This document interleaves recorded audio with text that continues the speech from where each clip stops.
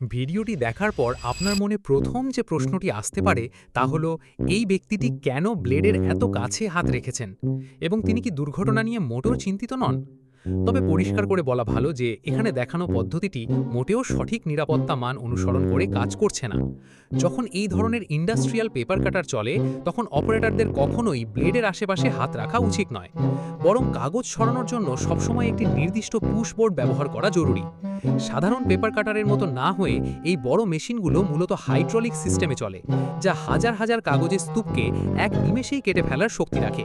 যদি কারো হাত এই ডেঞ্জার জোনের ভেতরে থাকে তবে প্রতিক্রিয়া দেখানোর মতো সামান্য সময়ও পাওয়া যাবে না। এ কারণেই আধুনিক পেপার কাটারগুলোতে একাধিক সুরক্ষা ব্যবস্থা থাকে। অনেক মেশিনে ব্লেডের নিচে ইনফ্রারেড সেন্সর লাগানো থাকে, যা আঙুলের অস্তিত্ব টের পাওয়া মাত্রই ব্লেড নামা বন্ধ করে দেয়। আবার কিছু মেশিনে অপারেটরকে একই সাথে দুটি আলাদা বাটন দুই হাত দিয়ে চেপে ধরে রাখতে হয়, যাতে মেশিন চালু করার সময় হাত অন্য কোথাও যাওয়ার সুযোগই না থাকে। মূলত বড় ধরনের দুর্ঘটনা এড়াতেই এই সিস্টেমগুলো ডিজাইন করা হয়েছে।